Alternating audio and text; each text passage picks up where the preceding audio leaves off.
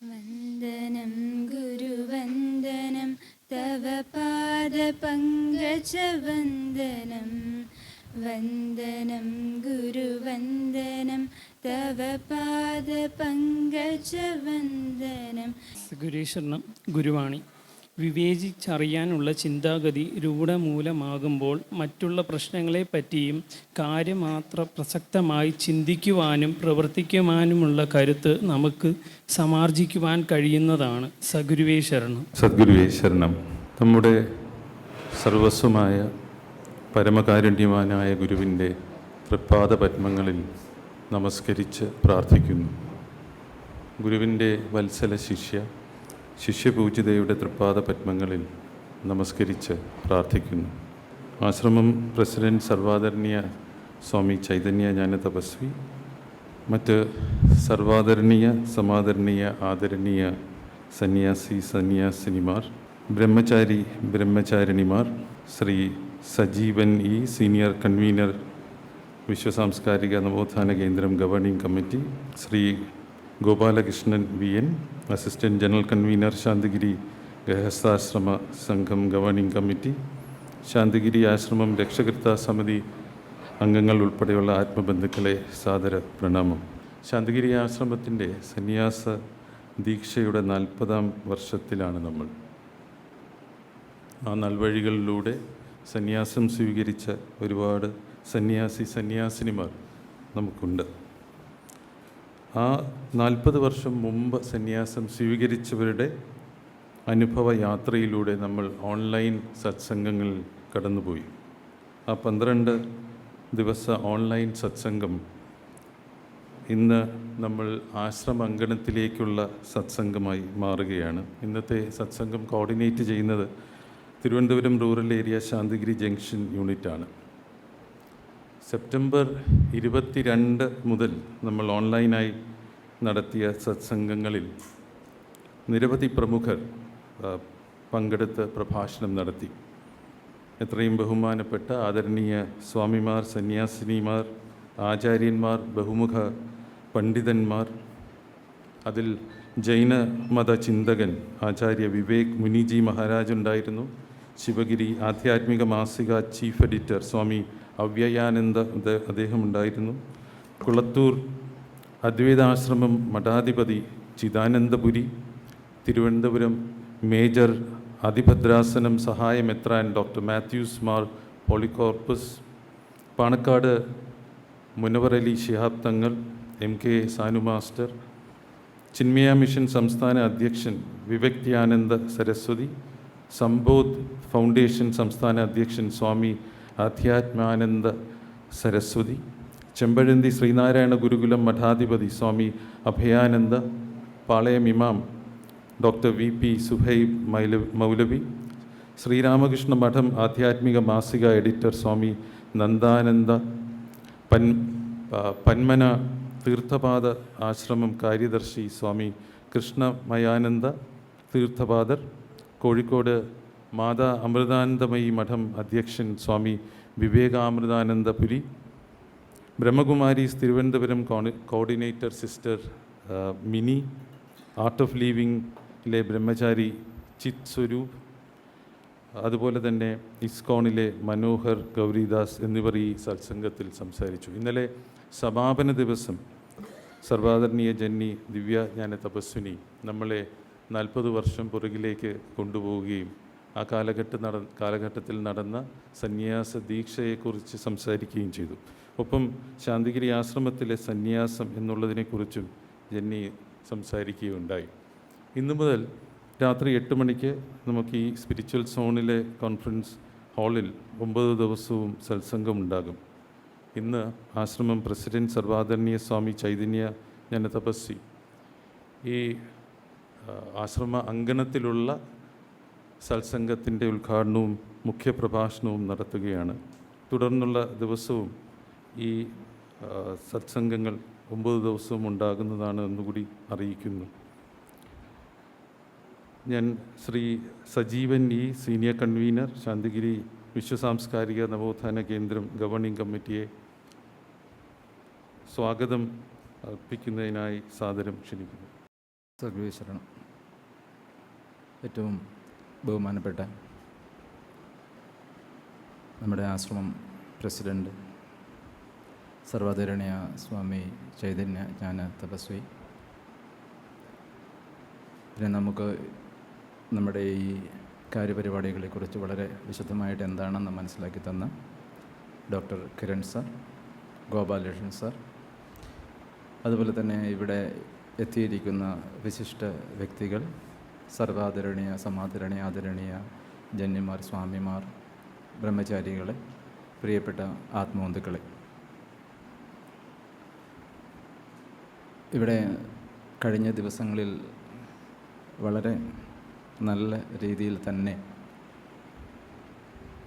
ദീക്ഷാ വാർഷികവുമായി ബന്ധപ്പെട്ട് ഓൺലൈൻ സത്സംഗം നടന്ന കാര്യം സാർ ഇവിടെ സൂചിപ്പിച്ചു. ഗുരു ദീക്ഷ നൽകിയിട്ട് ഒക്ടോബർ 13-ാം തീയതി ആകുമ്പോൾ 40 വർഷം തികയുകയാണ്. ശാന്തിഗിരിയിലെ സന്യാസ ദീക്ഷയെപ്പറ്റി അതൊരിക്കലും നമ്മുടെ മനോവ്യാപാരങ്ങൾക്ക് ഉള്ളിൽ ഒതുക്കി നിർത്തിക്കൊണ്ട് സംസാരിക്കാൻ പറ്റുന്ന ഒരു വിശാലമായ ഒരു വിഷയത്തിൻ്റെ വലിയ ഒരു തലമാണ് നമ്മുടെ ഈ സന്യാസ ദീക്ഷ എന്ന് പറയുന്നത്.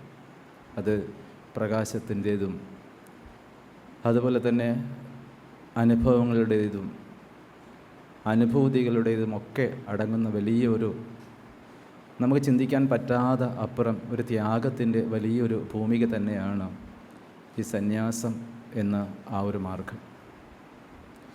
ഒരു ഗൃഹസ്ഥനെ സംബന്ധിച്ച് ശകലം കഷ്ടപ്പാടുകൾ അവൻ്റെ ജീവിതത്തിൽ ഉണ്ട് എങ്കിലും സന്യാസത്തിൽ അത് നമുക്കൊരിക്കലും ഉപമിക്കാൻ പറ്റാതെ അത്ര വലിയ കഷ്ടപ്പാടിൻ്റെയും ത്യാഗത്തിൻ്റെയും ഒരു ഭാഗമാണ്.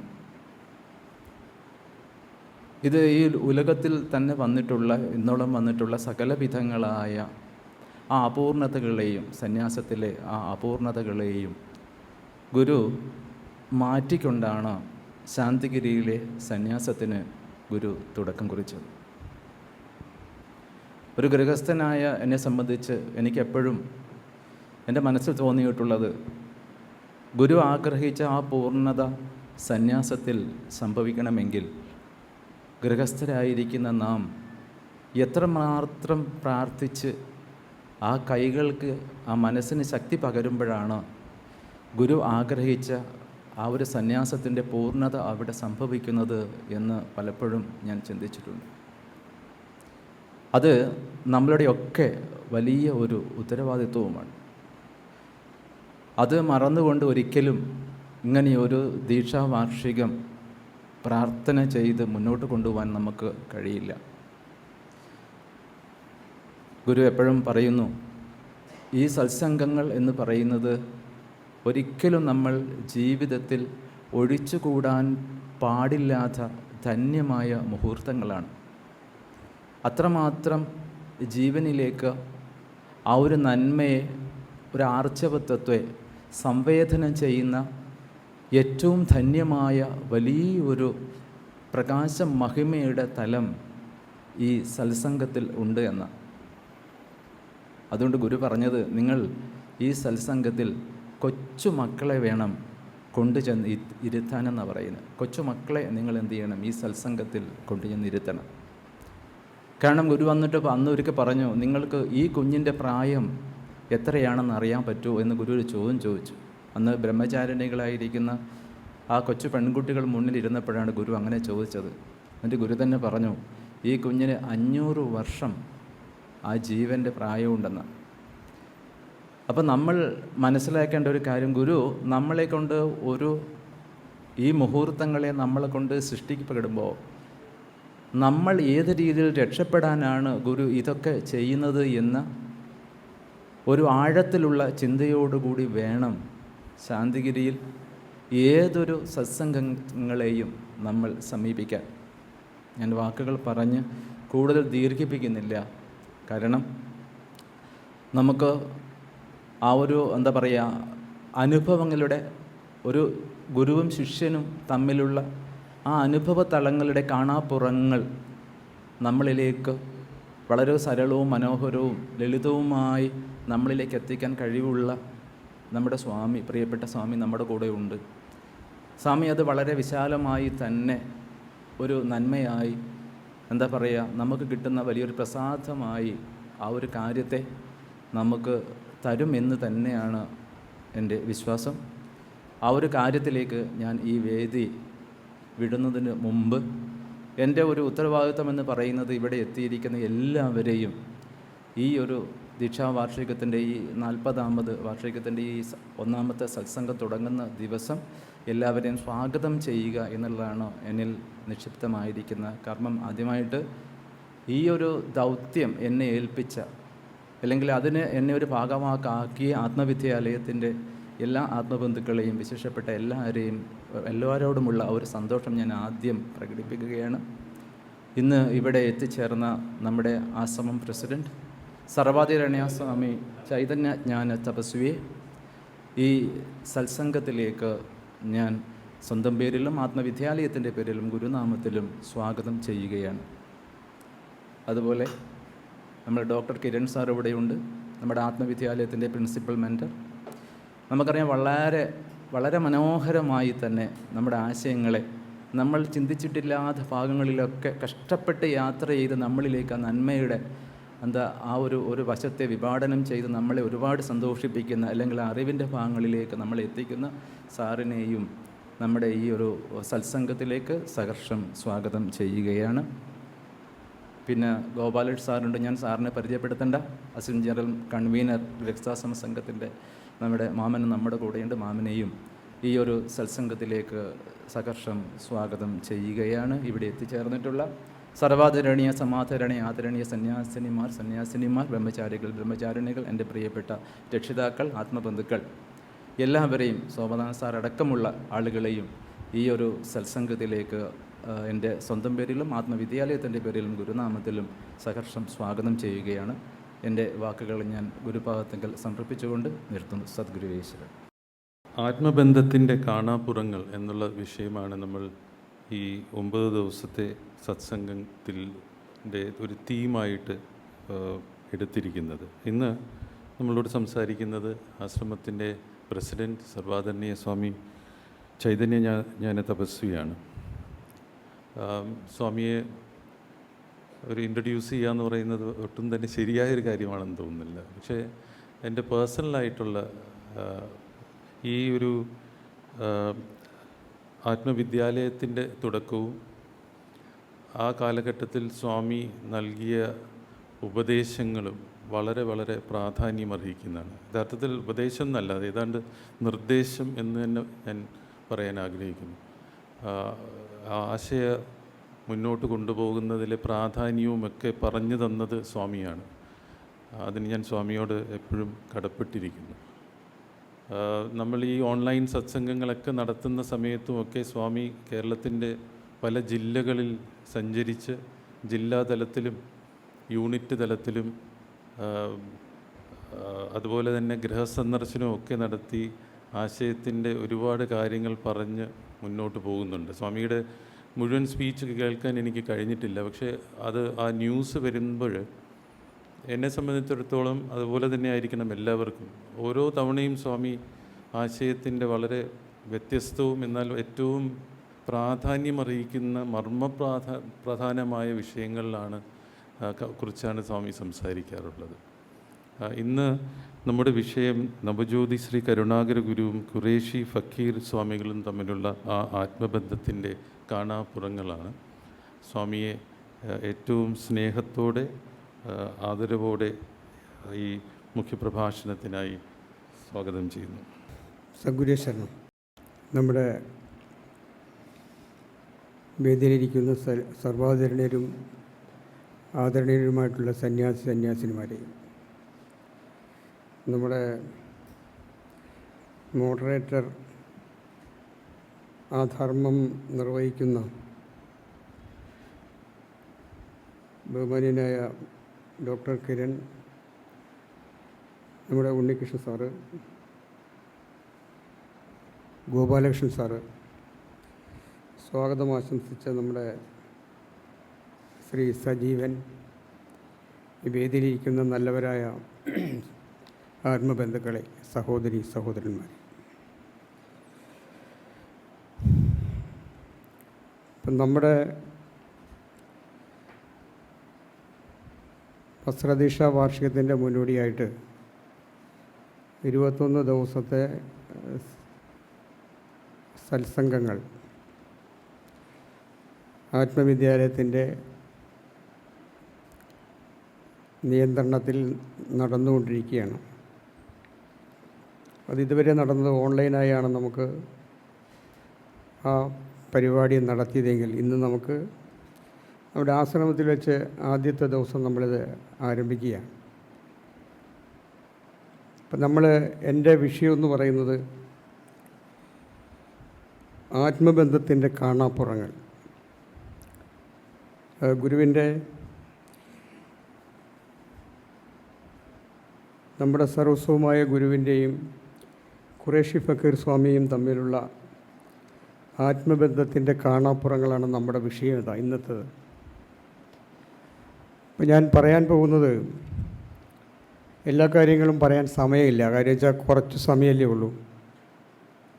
എന്നിരുന്നാലും നിങ്ങൾക്കെല്ലാവർക്കും ഒരു രൂപരേഖ, നിങ്ങളുടെ എല്ലാവരുടെയും മനസ്സിലൊരു രൂപരേഖ ഉണ്ടാകുന്നതിന് വേണ്ടി ചില കാര്യങ്ങൾ ഞാൻ സൂചിപ്പിക്കാം.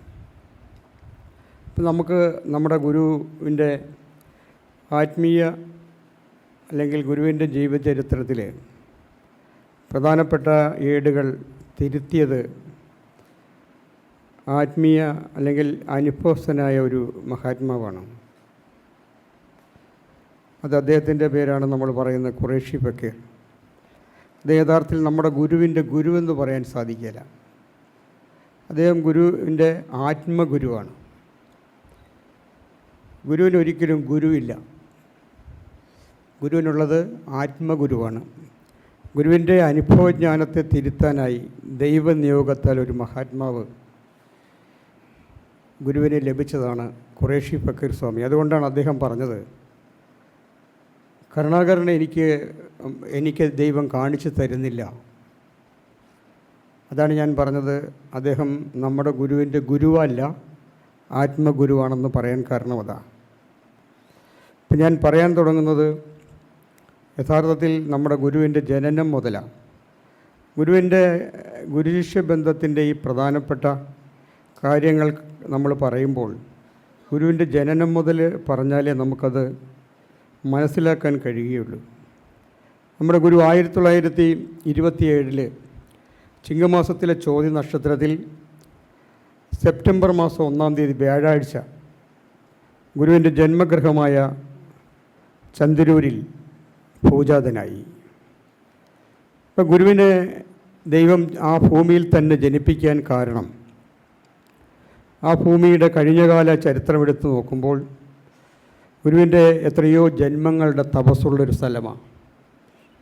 അതാണ് ജന്മഗൃഹത്തിൻ്റെ ഏറ്റവും വലിയ പ്രത്യേകത. അതാണ് ഗുരുവിൻ്റെ ഒരുപാട് ജന്മങ്ങൾ ആ ജന്മസ്ഥലത്ത് തന്നെയുണ്ട്. അതുകൊണ്ടാണ് ഓരോ കാലഘട്ടത്തിൽ ഗുരുവിനെ ദൈവം ഭൂമിയിലേക്ക് ജന്മം കൊടുത്ത സമയത്തെല്ലാം തൻ്റെ ദൗത്യം പൂർത്തിയാക്കി വന്ന ഒരു പരിചയം ഗുരുവിൻ്റെ ജീവിതത്തിലുണ്ട്. ഈ ജന്മത്ത് സകലത്തിൻ്റെയും മോചനത്തിനായി ദൈവനിയോഗത്താൽ ഗുരുവിനെ ബ്രഹ്മം ഈ ഭൂമിയിലേക്ക് ജന്മം കൊടുത്ത സമയത്ത്, അതുകൊണ്ട് തന്നെയാണ് ഗുരുവിൻ്റെ ജന്മഗൃഹമായ ഈ ചന്ദരൂരിൽ തന്നെ ആ മഹാത്മാവിനെ ദൈവം ജനിപ്പിച്ചത്. അത് വളരെ രഹസ്യമായി ജനിപ്പിച്ചു. കാരണം വളരെ ഗോപ്യമായിട്ട് ജനിപ്പിക്കാനും അതിനൊരു കാരണമുണ്ട്. അങ്ങോട്ട് ആ കാരണത്തെക്കുറിച്ച് ഞാൻ വിശദീകരിക്കുന്നില്ല, കാരണം സമയമില്ല. അപ്പോൾ ദൈവം ഈ അന്തരീക്ഷ മാലിന്യങ്ങളായി നിൽക്കുന്ന ഈ നീചമായ ശക്തിയുടെ സ്വാധീന വലയത്തിൽ നിന്ന് വ്യത്യസ്തമായി അതാണ് ഗുരുവിനെക്കുറിച്ച് പറയുന്നത്, രഹസ്യമായി കൊണ്ടുപോയി എന്ന് പറയുന്നത്. അതുകൊണ്ടാണ് 8ാമത്തെ അവസ്ഥയിൽ ജനിച്ച കൃഷ്ണൻ പോലും ജനിച്ച സ്ഥലത്ത് ആ കുഞ്ഞിനെ കിടത്താൻ പറ്റാതെ മാറ്റിപ്പാർപ്പിച്ചൊരു ചരിത്രമുണ്ട് നമ്മുടെ മുമ്പിൽ. കാരണം എന്താ? ആ ജീവനെ നഷ്ടപ്പെടുത്താനായി കുടുംബത്തിൽ തന്നെ ആ നീചമായ സ്വാധീന വലയത്തിൽപ്പെട്ട് ആൾ വന്നു. രാജ്യഭരണം നടത്തുന്ന മഹാരാജാവ് തന്നെ ആ ജീവനെ ഇല്ലായ്മ ചെയ്യാനായിട്ട് ആ രംഗത്ത് വന്നപ്പോഴാണ് ദൈവം എന്തു ചെയ്തു? പകരത്തിന് പകരമാക്കി.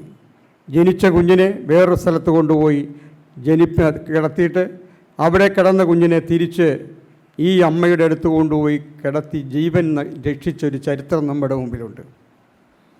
ഇതെല്ലാം മഹാത്മാക്കളുടെ ചരിത്രവും അങ്ങനെ തന്നെയാണ്.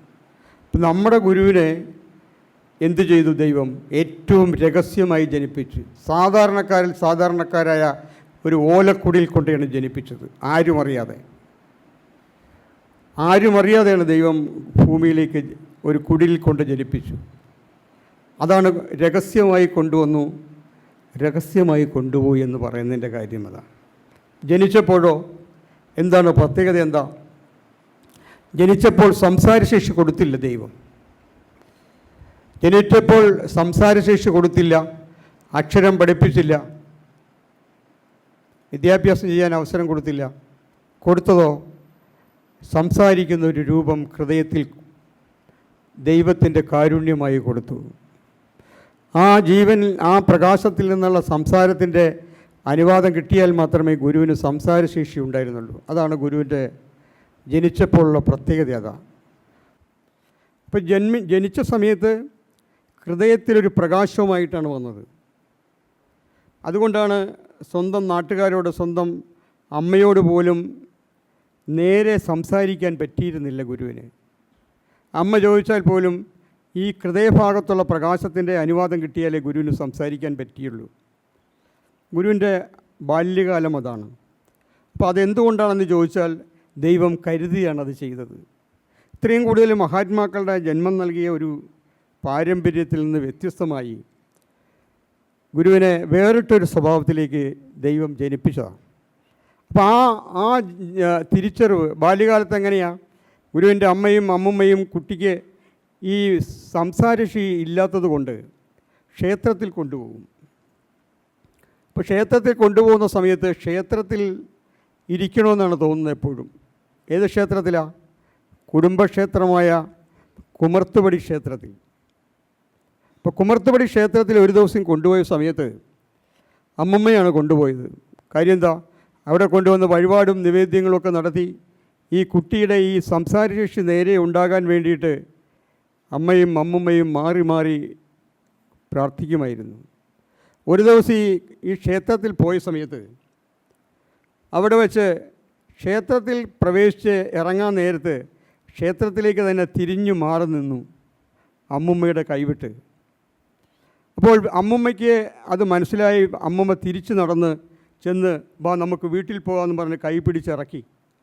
ഇറക്കുന്ന സമയത്ത് മനസ്സിൻ്റെ ഉള്ളിലൊരു തോന്നൽ, ഈ സത്യം ഈ അമ്മുമ്മയോട് പറയാം,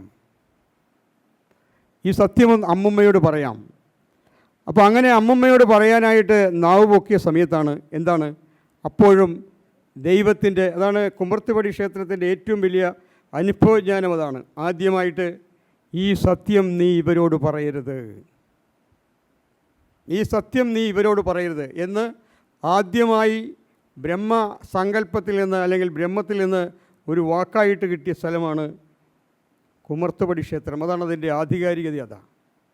അതുകൊണ്ടാണ് ആരോടും പറഞ്ഞില്ല, വീട്ടുകാരോട് പറഞ്ഞില്ല, ആരോടും കൂട്ടുകാരോട് പറഞ്ഞില്ല, തന്നെ അടുത്ത് പരിചയമുള്ള ആരോടും തന്നെ തൻ്റെ കാര്യങ്ങൾ ആരോടും പറഞ്ഞില്ല. കാരണം എന്താ? നീ സത്യം ആരോടും പറയരുത്. അതിൻ്റെ ബാക്കിയൊന്നും ഞാൻ വിവരിക്കുന്നില്ല, സമയമില്ലാത്തതുകൊണ്ട്. അപ്പോൾ അതുകൊണ്ട് ആരോടും പറഞ്ഞില്ല. അങ്ങനെ 9ാമത്തെ വയസ്സിൽ സംസാരശേഷി നേരെയായി. 9ാമത്തെ വയസ്സിൽ സംസാരശേഷി നേരെയായതിനു ശേഷം ഇപ്പോൾ 9ാം വയസ്സ് വരെ വിചാരിച്ചിരുന്നത് എന്താ? ഈ സംസാരശേഷി കുറവ് എല്ലാവർക്കും ഉണ്ടെന്നാണ് ധരിച്ചിരുന്നത്. ഇതുപോലെ ഹൃദയഭാഗത്ത് ഇങ്ങനെ ഒരു പ്രകാശം എല്ലാവർക്കും ഉണ്ടെന്ന് ധരിച്ചിരുന്നു. 9 വയസ്സായപ്പോൾ ഈ പ്രകാശം അപ്രത്യക്ഷമായപ്പോൾ, ഹൃദയഭാഗത്തുള്ള പ്രകാശം അപ്രത്യക്ഷമായപ്പോൾ സംസാരശേഷി നേരെയായി. നേരെയായി കഴിഞ്ഞപ്പോഴാണ് ചിന്തിക്കുന്നത്, ഇതിനെന്തോ ഒരു കാരണമുണ്ട്, ഇതിനെന്തോ ഒരു കാരണമുണ്ടെന്ന് അപ്പോഴാണ് ചിന്തിക്കുന്നത്. അപ്പം അങ്ങനെയാണ് ശരിക്കും പറഞ്ഞാൽ ഇതിനെക്കുറിച്ച് ഒരു അന്വേഷണം വരുന്നതാണ്. അപ്പോൾ 9 വയസ്സ് കഴിഞ്ഞ് 13ാമത്തെ വയസ്സിലാണ് ആശാൻ പള്ളിക്കൂടത്തിൽ കൊണ്ട് ചേർക്കുന്നത്. അപ്പോൾ 13ാമത്തെ വയസ്സിൽ ആശാൻ പള്ളിക്കൂടത്തിൽ ചേർക്കുമ്പോൾ ഈ കുട്ടിയുടെ പ്രത്യേകതകളെല്ലാം ആശാന് എന്തോ ഒരു പ്രത്യേകതയുള്ള കുട്ടിയാണെന്ന് മനസ്സിലായി. പക്ഷേ ഈ കുട്ടിയുടെ പ്രത്യേകത ആശാനും ബോധ്യമായില്ല.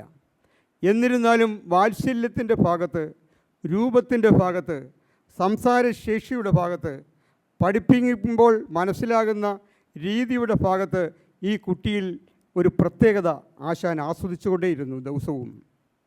അങ്ങനെയാണ് ഒരു ദിവസം ആശാനോട് പറയുന്നത്, ആശാനെ, എന്നെ ഏതെങ്കിലും ഒരു ആശ്രമത്തിൽ കൊണ്ടേയാക്കണം, എന്നെ ഏതെങ്കിലും ഒരു ആശ്രമത്തിൽ കൊണ്ടേയാക്കണമെന്ന് ആശാനോട് ആദ്യമായിട്ട് പറഞ്ഞപ്പോൾ ആശാൻ സത്യം പറഞ്ഞു കഴിഞ്ഞാൽ വിഷമിച്ചുപോയി. ഇത്രയും ദിവസമായി വന്നുള്ളൂ, ഇത്രയും ദിവസമേ ആശാൻ പള്ളിക്കൂടത്തിലിരുന്ന് പഠിച്ചുള്ളൂ, എന്നിട്ട് ഒരു ദിവസം പറയണേ എന്നെ ഏതെങ്കിലും ഒരു ആശ്രമത്തിൽ കൊണ്ടേയാക്കണമെന്ന്. ഒരു 13 വയസ്സുകാരൻ്റെ വാക്ക് കേട്ടപ്പോൾ ആശാൻ തന്നെ സങ്കടത്തിലായി. അങ്ങനെ നിരന്തരമായി ആശാനോടുള്ള ആ ഒരു സ്നേഹഭാവത്തിലുള്ള അഭ്യർത്ഥന, അപേക്ഷ മാനിച്ചുകൊണ്ടാണ് ആശാൻ ആശ്രമങ്ങളെക്കുറിച്ച് അന്വേഷിക്കാൻ തുടങ്ങിയത്. അപ്പോൾ ആശ്രമത്തെക്കുറിച്ച് അന്വേഷിക്കുമ്പോഴാണ് അവിടെ ആ പ്രദേശത്തുള്ള ഒരാളിനെ പോയി കാണുകയും, ഒരു വക്കീലിനെ കാണുകയും അദ്ദേഹം ഒരു ആശ്രമം പറഞ്ഞ് കൊടുക്കുകയും, അങ്ങനെയാണ് ആശാനെ ആലുവ വരെ പോകാൻ ശാരീരികമായ ബുദ്ധിമുട്ടുള്ളത് കൊണ്ടാണ് ആശാനൊരു കൂട്ടുകാരനെ കൂട്ടി ആഗമാനന്ദാശ്രമത്തിലേക്ക് പറഞ്ഞു വിടുന്നത്. ആഗമാനന്ദാശ്രമത്തിൽ ചെന്ന് അവിടെ ഗുരുവിനെ നിർത്തിയില്ല. അവർ പറഞ്ഞു നടക്കില്ല, ഇവിടെ സൗകര്യമില്ല എന്ന് പറഞ്ഞ് ഇറക്കി വിട്ടു. അങ്ങനെ അവിടെ നിന്ന് നടന്ന് വഴി അറിയാൻ വയ്യ, കൂട്ടുകാരില്ല, എങ്ങോട്ട് പോകണമെന്ന് അറിയില്ല. അങ്ങനെ വിഷമിച്ച് നിൽക്കുന്ന സമയത്താണ് ഒരു അവധൂതനെ കാണുന്നത്. അപ്പോൾ അദ്ദേഹമാണ് വന്നിട്ട് പറയണത്, വിഷമിച്ചു പോയല്ലേ, വിഷമിക്കണ്ട, എല്ലാം നേരെയായിക്കൊള്ളും എന്നുള്ളൊരു വാക്ക് കിട്ടി. അങ്ങനെ അത് കഴിഞ്ഞിട്ട് നേരെ നടന്ന റെയിൽവേ സ്റ്റേഷൻ വരെ പതിയെ വഴിയറിയാൻ വയ്യ, പരിസരം അറിയാൻ വയ്യ, എന്താണ് എങ്ങോട്ടാണ് പോകണമെന്നറിയാൻ വയ്യാതെ ഈ 13 വയസ്സുകാരൻ്റെ യാത്ര. അങ്ങനെയാണ് ആലുവ റെയിൽവേ സ്റ്റേഷൻ്റെ അടുത്ത് ചെല്ലുമ്പോഴാണ് അടുത്തുള്ള കടയിൽ നിന്നൊരാൾ പറയുകയാണ്, നമുക്കിന്ന് ആശ്രമക്കടവിൽ കുളിക്കാം. ആശ്രമക്കടവിൽ കുളിക്കാമെന്ന് ഈ 2 ജോലിക്കാരായ ജോലി ചെയ്യുന്ന ആൾക്കാരുടെ സംസാരം കേട്ടിട്ട് പെട്ടെന്നൊന്ന് ശ്രദ്ധിച്ചു. ഗുരുവിൻ്റെ ജീവിതത്തിൽ എപ്പോഴും നമ്മൾ മനസ്സിലാക്കേണ്ടത്, ഏതെല്ലാം ഘട്ടങ്ങളിലും ഏതെല്ലാം സമയങ്ങളിലും ഗുരുവിനെ ഏത് പ്രതിസന്ധിയുള്ള സമയത്തും ഒരു കരുണയായി, ഒരു താങ്ങായി, ഒരു വഴി തിരിച്ചുവിടുന്ന ഒരു സങ്കല്പമായി ആരെങ്കിലും അവിടെ എത്തും. അത് ഗുരുവിൻ്റെ ജീവിതം അങ്ങനെയാണ്. ദൈവം അങ്ങനെയാണിത് ഗുരുവിനെ ഈ ഭൂമിയിലേക്ക് ജന്മം കൊടുത്തപ്പോൾ തന്നെ ചെയ്തു വെച്ചിരിക്കണം. അങ്ങനെയാണ്. അപ്പോൾ അത് നമുക്ക് ഓരോ കടമ്പകൾ കടന്നു പോകുമ്പോഴും നമുക്ക് മനസ്സിലാകും, ഓരോ സമയത്ത് ഓരോ ആൾക്കാർ വന്ന് ഗുരുവിനെ രക്ഷപ്പെടുത്തുന്നത്. ആ ഗുരുവിൻ്റെ വഴികളിൽ തടസ്സം വരുന്ന സമയത്ത് അതിനെ വഴിതിരിച്ചു വിടാനായി ആരെങ്കിലും ഒരു സാധാരണക്കാരനെങ്കിലും എത്തും. അപ്പോൾ അങ്ങനെയാണ് ഗുരുവിൻ്റെ ജീവിതത്തിൽ ആ അവധൂതൻ്റെ വാക്ക് കേട്ടതിന് ശേഷം ഈ 2 പേരിൽ നിന്ന് സംസാരിക്കുന്ന കേട്ടപ്പോൾ അവർ കുളിക്കാനായി പോകുന്നതിൻ്റെ പുറകെ നടന്നു. ആ നടന്ന് അവർ ചെന്നെത്തിയ കടവാണ് അദ്വൈതാശ്രമത്തിൻ്റെ ഫ്രണ്ടിൽ സൈഡിലാണ് ചെന്നെത്തുന്നത്. അപ്പോൾ അദ്വൈതാശ്രമത്തിൽ ചെന്ന് നേരെ അവിടെ ആശ്രമത്തിലേക്ക് ചെന്നു. അവിടെ ചെന്ന് അവിടുത്തെ അന്നത്തെ കാര്യദർശിയായ സന്യാസിയെ കണ്ടു. അപ്പോൾ അദ്ദേഹം പറഞ്ഞു, ഇവിടെ നിർത്താൻ സൗകര്യമില്ല. അന്ന് ആ അദ്വൈതാശ്രമം എന്ന് പറയുന്നത് ശിവഗിരിയുടെ ബ്രാഞ്ചാണ്, ആഗമാനന്ദാശ്രമം എന്ന് പറയുന്നത് ശിവഗിരിയുടെ ബ്രാഞ്ചല്ല. അപ്പോൾ ശിവഗിരിയുടെ ബ്രാഞ്ചായ അദ്വൈതാശ്രമത്തിൽ അവിടുത്തെ സ്വാമിയെ കണ്ടപ്പോൾ നിൽക്കാൻ സൗകര്യമില്ലെന്ന് പറഞ്ഞു. അങ്ങനെ എന്നിരുന്നാലും അദ്ദേഹം എന്ത് ചെയ്തു, അന്ന് ഭക്ഷണം കൊടുത്തു, കിടക്കാനുള്ള സൗകര്യം കൊടുത്തു. ഭക്ഷണവും കൊടുത്ത് അന്ന് കിടക്കാനുള്ള സൗകര്യം കൊടുത്തു. പിറ്റേ ദിവസം രാവിലെ പ്രഭാത ഭക്ഷണം കഴിഞ്ഞിട്ട് പറഞ്ഞു, വേഗം ഇറങ്ങിക്കൊള്ളാൻ പറഞ്ഞു. അപ്പം അങ്ങനെ വേഗം ഇറങ്ങിക്കൊള്ളാൻ പറഞ്ഞപ്പോൾ എങ്ങോട്ട് പോകാനാ? എങ്ങും പോകാൻ വഴിയില്ല.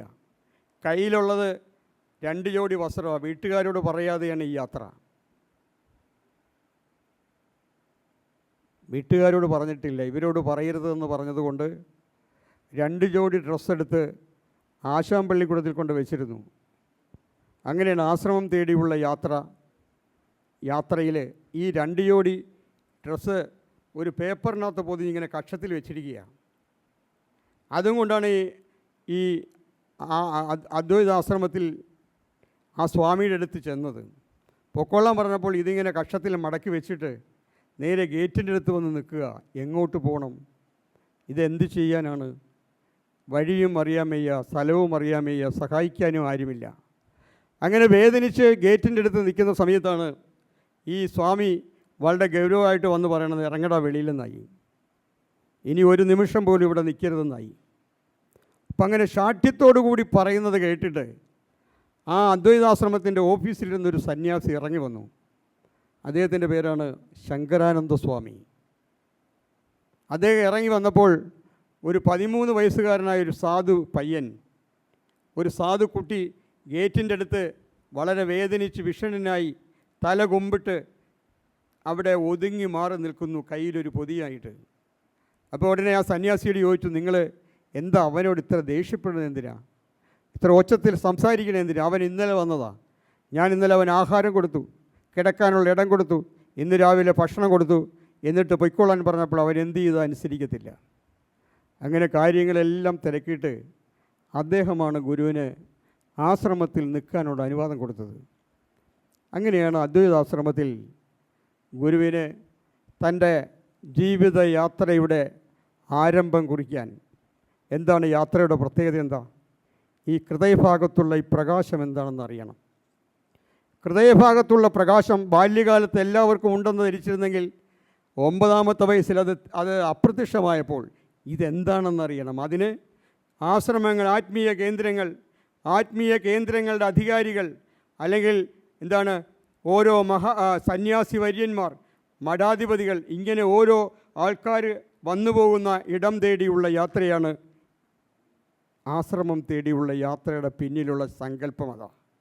അതുകൊണ്ടാണ് ആശ്രമം തേടി 13 വയസ്സുള്ളപ്പോഴേ ആശാനോട് പറഞ്ഞുകൊണ്ട് ആശ്രമം തേടിയുള്ള യാത്രയുടെ ആരംഭം, അതിന് അനുവാദം കിട്ടിയത് അന്നത്തെ ശിവഗിരിയുടെ മഠാധിപതിയായിരുന്ന ശങ്കരാനന്ദ സ്വാമിയുടെ അനുവാദത്തോടുകൂടി അദ്വൈതാശ്രമത്തിൻ്റെ തൻ്റെ യാത്ര ആരംഭിച്ചു.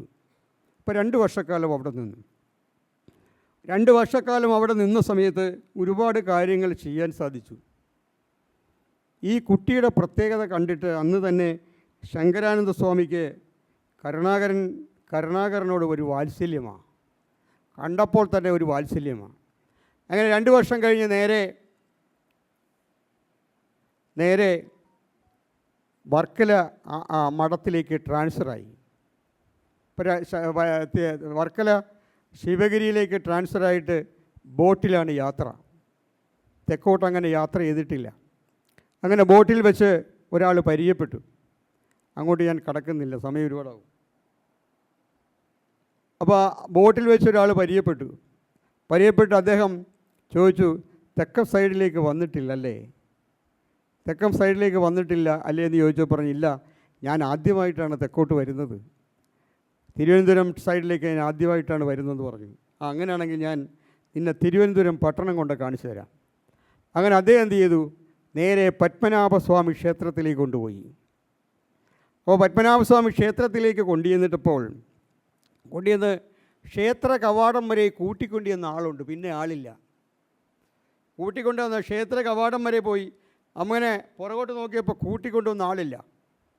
അങ്ങനെ ക്ഷേത്രത്തിലേക്ക് കയറിയപ്പോഴോ ക്ഷേത്രത്തിൻ്റെ ഫ്രണ്ടിൽ ചെന്നപ്പോൾ തന്നെ അതിൻ്റെ 2 സൈഡിലും 2 അടയാളങ്ങൾ കണ്ടു.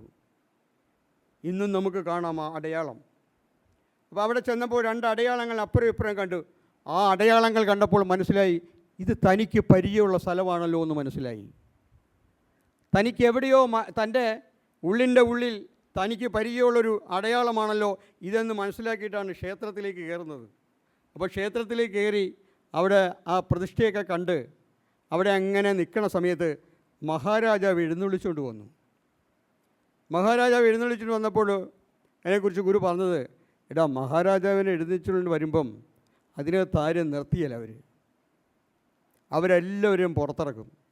എൻ്റെ വസ്ത്രം എന്ന് പറയുന്നത് ഒരു മുണ്ടും ഒരു ഷാളുമാണ്.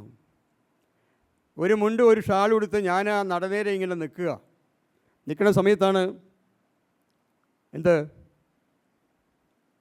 മഹാരാജാവിനെ എഴുന്നള്ളിച്ചുകൊണ്ട് പട്ടാളക്കാർ വരികയാണ്. അപ്പോൾ ഞാൻ അവിടെ തന്നെ നിന്നു. ഗുരു പറയണം, നേരിട്ട് പറയണം, ഞാൻ കേട്ടിട്ടുണ്ട്, അതുകൊണ്ടാണ് ഞാൻ ഇങ്ങനെ പറയുന്നത്. എടാ, ഞാൻ അവിടെ തന്നെ നിന്നു.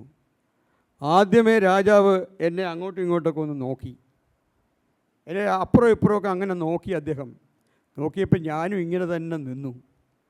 അത് കഴിഞ്ഞപ്പോൾ പട്ടാളക്കാർ ഇടതടവില്ലാതെ എന്നെ ഇങ്ങനെ അവർ പരസ്പരം എന്നെ നോക്കുക, ഞാൻ അപ്പോഴും അവിടെ തന്നെ നിന്നു. അപ്പോൾ ഗുരു പറയണേ, എടാ, അവർ വിചാരിച്ച് കാണും ഞാൻ അവിടുത്തെ എന്താണ് പ്രധാന പൂജാരിയുടെ വല്ല ആൾക്കാരായിരിക്കുമെന്ന് അവർ വിചാരിച്ച് കാണുമെന്നാണ് ഗുരു പറഞ്ഞത്. അങ്ങനെ രാജാവ് ഗുരുവിന് അവിടെ തന്നെ നിൽക്കുന്ന സമയത്ത് തന്നെ രാജാവ് അദ്ദേഹത്തിൻ്റെ കർമ്മങ്ങളെല്ലാം കഴിഞ്ഞ് നേരെ മടങ്ങിപ്പോയി കഴിഞ്ഞപ്പോൾ ക്ഷേത്രത്തിൻ്റെ കിഴക്കേ നടയിലേക്ക് ഇറങ്ങി നേരെ കിഴക്കോട്ട് നടന്ന് കുറച്ച് കഴിഞ്ഞപ്പോഴാണ് വലതുവശത്തായി ഒരു സമാധി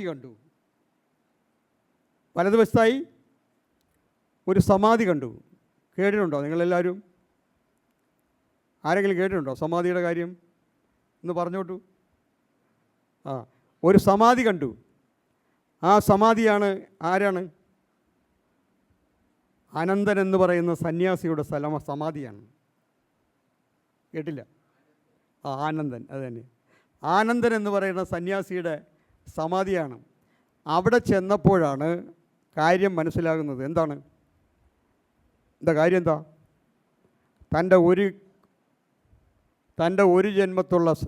ഒരു ജന്മത്തിൻ്റെ സമാധിയാണത്.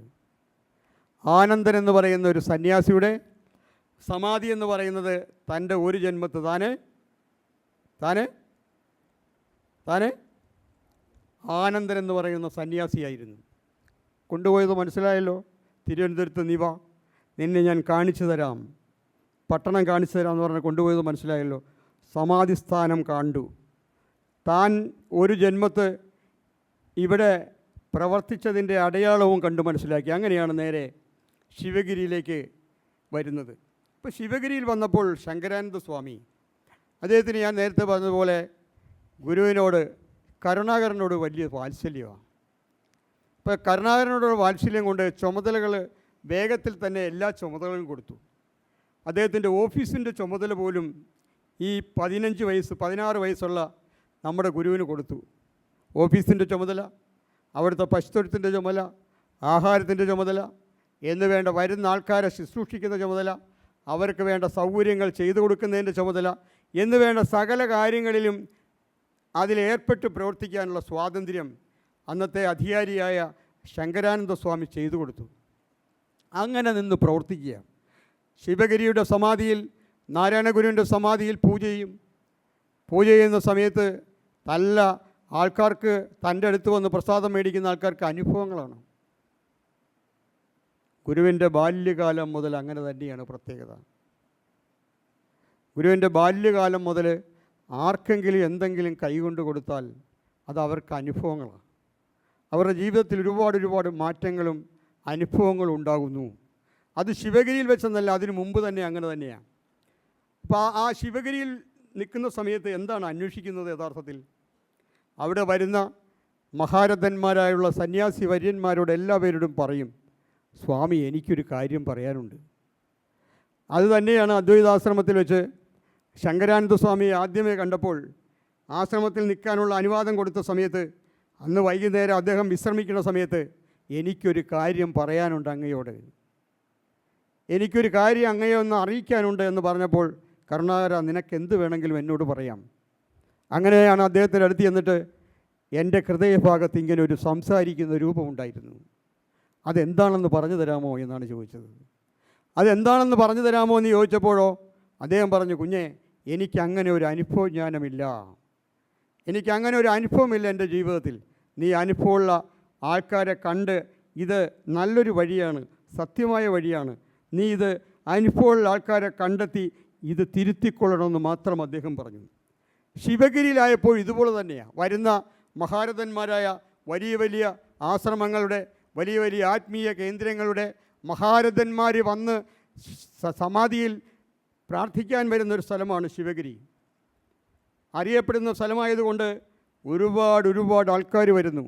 എല്ലാവരോടും അവർ വിശ്രമിക്കുന്ന സമയത്ത് അവർക്ക് ആഹാരം കൊണ്ടു കൊടുക്കും, അവർക്ക് കിടക്കാനുള്ള സൗകര്യം ചെയ്തു കൊടുക്കും, അവരുടെ മുറിയിലെ മറ്റ് കാര്യങ്ങളെല്ലാം ചെയ്തു കൊടുക്കുന്ന സമയത്ത് ഒരു മിനിറ്റ് നേരം അവരോട് ചോദിക്കും, എനിക്കിങ്ങനെ ഒരു അനുഭവമുണ്ട്, എന്താണെന്നൊന്ന് പറഞ്ഞു തരാമോ? അങ്ങനെ പറഞ്ഞു തരാൻ ആരുമില്ല, ആർക്കും ഉത്തരമില്ല. അങ്ങനെ ഒരു ദിവസം ഏതാണ് അദ്ദേഹത്തിൻ്റെ പേരെന്നാ? ജഗദീശ്വരാനന്ദ സ്വാമി ശിവഗിരിയിൽ വന്ന് താമസിക്കുന്ന സമയം ആഗമാനന്ദ സ്വാമിക്ക് ബ്രഹ്മസൂത്രം ഉപദേശിച്ച ആ ധന്യാത്മാവ്, അത് അദ്ദേഹത്തിൻ്റെ കാര്യത്തെക്കുറിച്ച് പറഞ്ഞു കഴിഞ്ഞാൽ എല്ലാ ഭാഷകളും അറിയാവുന്ന എല്ലാണ് വേദങ്ങളും പുരാണങ്ങളും ഇതിഹാസങ്ങളും എന്ന് വേണ്ട അദ്ദേഹം വലിയ ഒരു അറിയപ്പെടുന്ന പണ്ഡിതനാണ്, സന്യാസിയാണ്, പ്രൊഫസറാണ്. അങ്ങനെയുള്ള ഒരാളിൻ്റെ അടുത്ത് ഗുരുവിന് ചെന്നിട്ട് പറഞ്ഞു, എനിക്കിങ്ങനെ എൻ്റെ ഹൃദയഭാഗത്ത് ഇങ്ങനെ ഒരു സംസാരിക്കുന്ന ഒരു പ്രകാശമുണ്ടായിരുന്നു, അതെൻ്റെ 9ാമത്തെ വയസ്സിൽ അപ്രത്യക്ഷമായി, ഇതെന്താണെന്നൊന്ന് പറഞ്ഞു തരാമോ എന്നാണ് ചോദിച്ചത്. അപ്പോഴാണ് അദ്ദേഹം പറഞ്ഞത്, കുഞ്ഞെ, ഒരു ചന്ദനത്തിയുടെ പ്രകാശം പോലെ എൻ്റെ ജീവിതത്തിൽ ഞാൻ കണ്ടിട്ടില്ല. എനിക്കിതെല്ലാം ഈ വേദാന്തങ്ങളും പുരാണങ്ങളും ഇതിഹാസങ്ങളും എന്ന് വേണ്ട പാണ്ഡിത്യത്തിൻ്റെ എല്ലാ അറിവുകളും എനിക്കുണ്ടെങ്കിൽ പോലും എൻ്റെ ജീവിതത്തിൽ ഒരു ചന്ദനത്തിയുടെ പ്രകാശം പോലും എൻ്റെ അനുഭവത്തിൽ കിട്ടിയിട്ടില്ല. പക്ഷേ ഇത് ഏറ്റവും പരമമായ ഒരു സത്യമാണെന്ന് എനിക്കറിയാം, അതുകൊണ്ട് നീ ഇത് സൂക്ഷിച്ച് നീ ഇത് കൈകാര്യം ചെയ്യണം എന്നാണ് അദ്ദേഹം പറഞ്ഞത്, ഉപദേശം കൊടുത്തത്.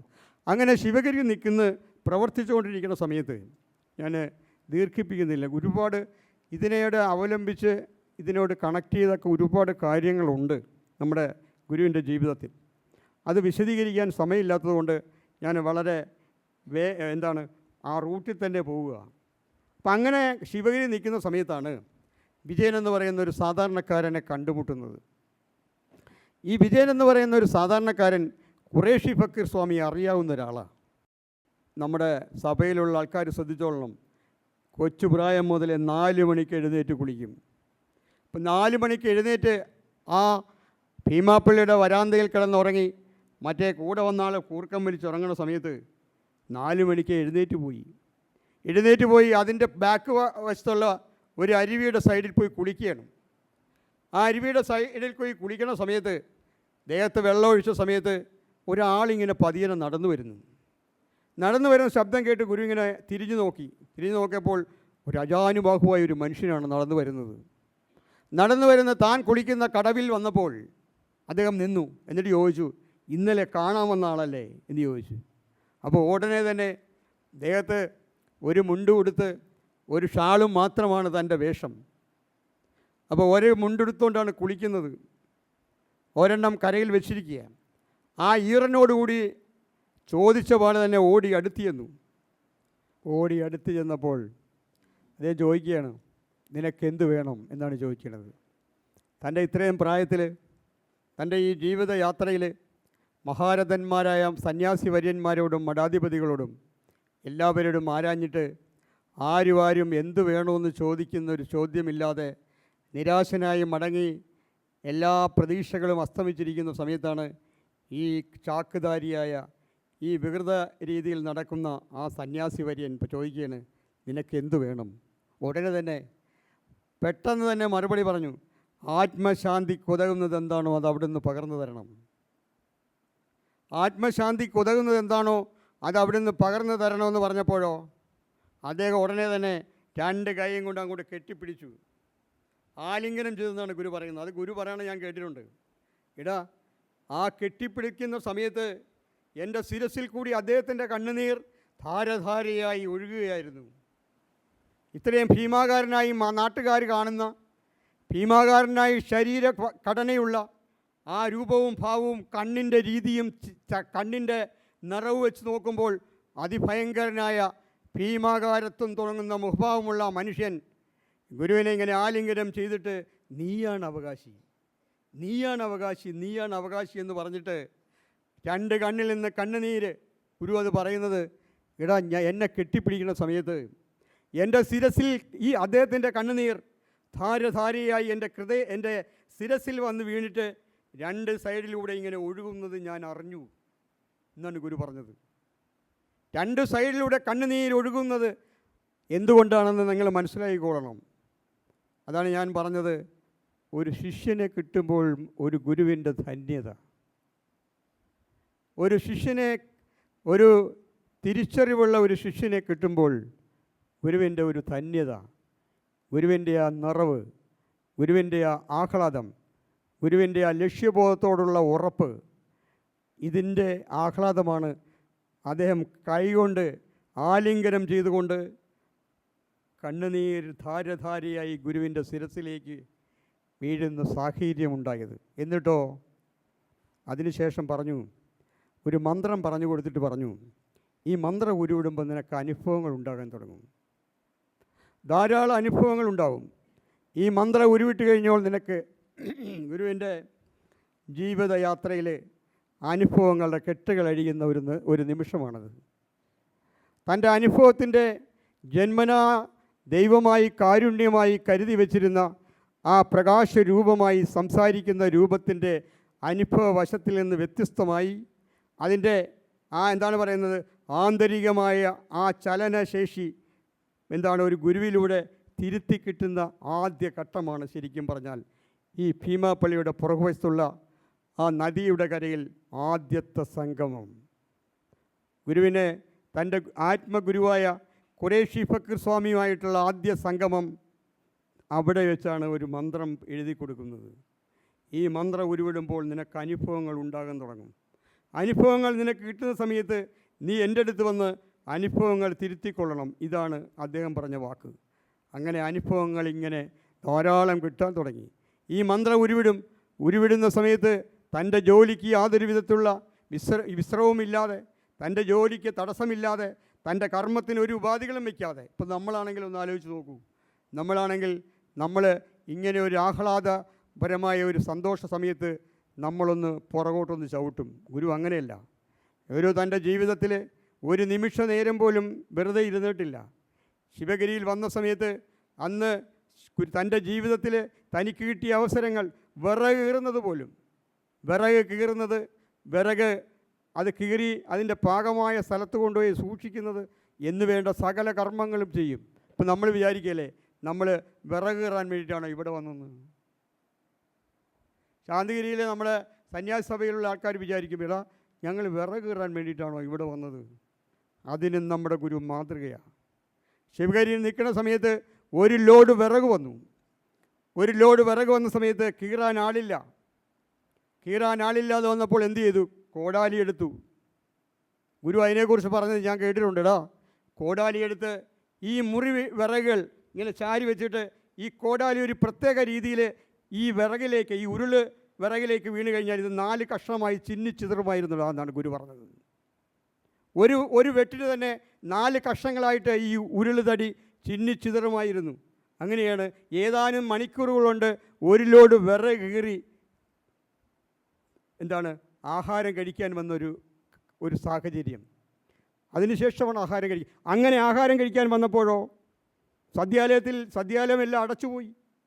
സദ്യാലയം അടച്ചുപോയിട്ട് തനിക്കുള്ള ആഹാരം ഒരു പാത്രത്തിലാക്കി അവിടുത്തെ അടുക്കളക്കാരായ ആൾക്കാർ മാറ്റി വെച്ചിരുന്നത് കഴിക്കാനായി അടുക്കളയിൽ വന്ന സമയത്ത് ആഹാരം കഴിക്കാനായി ഒരു സ്ഥലത്തേക്ക് ഈ എടുത്തു വെച്ചിരിക്കുന്ന ആഹാരത്തിൻ്റെ അടുത്ത് ഇരുന്ന സമയത്തോ ഉടനെ തന്നെ ഫ്രണ്ട് ഗേറ്റിലൊരു വിളിയേക്കാം, സ്വാമി സ്വാമി സ്വാമി എന്ന്. അപ്പോൾ സ്വാമി സ്വാമി എന്ന് വിളിച്ച് കേട്ടപ്പോൾ നേരെ ഇരുന്ന സ്ഥലത്ത് നിന്ന്, ആഹാരം കഴിക്കാൻ ഇരുന്ന സ്ഥലത്ത് നേരെ എഴുന്നേറ്റ് പോയി നോക്കിയപ്പോൾ ഒരു ഭക്തനാണ്. അദ്ദേഹം ഗേറ്റ് പൂട്ടിയിരിക്കുന്നത് കൊണ്ട് തുറന്നു കൊടുക്കാൻ വേണ്ടിയിട്ട് വിളിക്കുകയാണ്. അങ്ങനെയൊന്ന് തുറന്നു കൊടുത്ത് അദ്ദേഹം കയറി വന്നിട്ട് പറഞ്ഞു, ഞാൻ ആഹാരം കഴിച്ചിട്ടില്ല ശാന്തി എന്ന് പറഞ്ഞു. അതിനെന്താ, നിങ്ങൾക്ക് ആഹാരം ഞാൻ തരാം. ഞാൻ നിങ്ങൾക്ക് ആഹാരം തരാം. അങ്ങനെ താൻ കഴിക്കാനായി മാറ്റി വെച്ചിരുന്ന ആ പാത്രത്തിനകത്ത് പകത്ത് മാറ്റി വെച്ചിരുന്ന ആഹാരം അദ്ദേഹത്തിന് വിളമ്പിക്കൊടുത്തു ഗുരു. കേട്ടോളണം നിങ്ങൾ ജീവിതത്തിൻ്റെ യാത്ര. ഗുരുവിൻ്റെ ജീവിതയാത്രയിൽ കടന്നുപോയ വേദന അനുഭവങ്ങളുടെ ആ ദുർഘടം പിടിച്ച ജീവിതയാത്രയിൽ താൻ കഴിച്ചില്ലെങ്കിലും മറ്റുള്ളവരെ ഊട്ടുന്ന ആ കാരുണ്യവാനായ ഗുരുവിൻ്റെ സ്നേഹം, അതാണ് ഇന്ന് നമ്മൾ അനുഭവിച്ചുകൊണ്ടിരിക്കുന്നത്. നമ്മൾ അനുഭവിച്ചുകൊണ്ടിരിക്കുന്നതാണ്.